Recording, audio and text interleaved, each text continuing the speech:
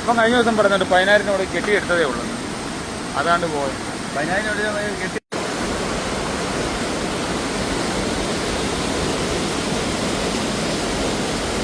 പാലത്തിന്റെ കൈവേരിയാണ് പാലത്തിന്റെ കൈവേരി.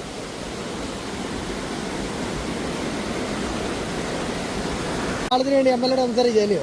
തീർച്ചയായിട്ടും എന്നിട്ട് എന്തുവായി? 2018 വലിയ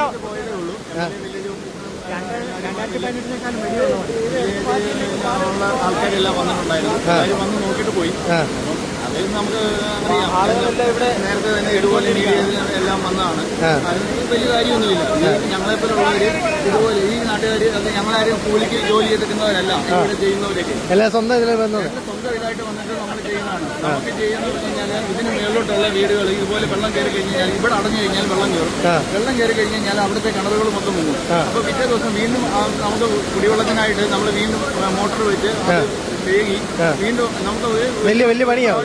ഒരു പ്രാവശ്യം നമുക്ക് 1,500 രൂപ 1,800 രൂപയ്ക്ക് അടുത്ത് വരുന്നുണ്ട്. അപ്പം പല പ്രാവശ്യമായിട്ട് ഇങ്ങനെ വന്നു കഴിയുമ്പോൾ നമ്മൾ കൂടുതലും വെള്ളം അങ്ങോട്ട് കയറാതിരിക്കാൻ വേണ്ടിയാണ് നമ്മൾ വന്നിട്ട് ചെയ്യുന്നത്.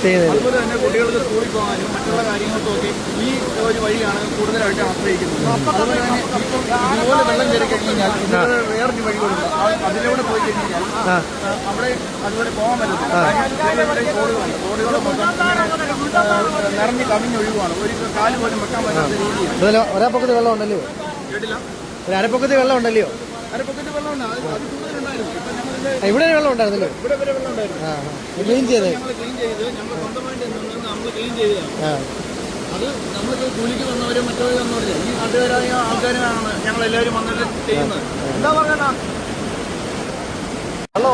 അടയുന്നോണ്ട് എത്ര കുഴപ്പം വരുന്നത്? ചെറുതാമിന്റെ അല്ലേ? അത് ചെറിയ ഓല വന്നാലും അടയോ?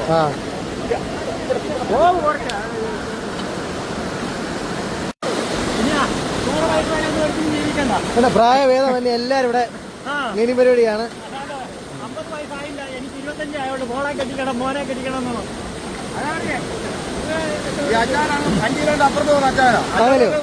അച്ഛൻ ഇവിടെ 5 കിലോ അപ്പുറത്താ 5 കിലോമീറ്റർ അപ്പുറത്തുനിന്ന് വന്നതാ.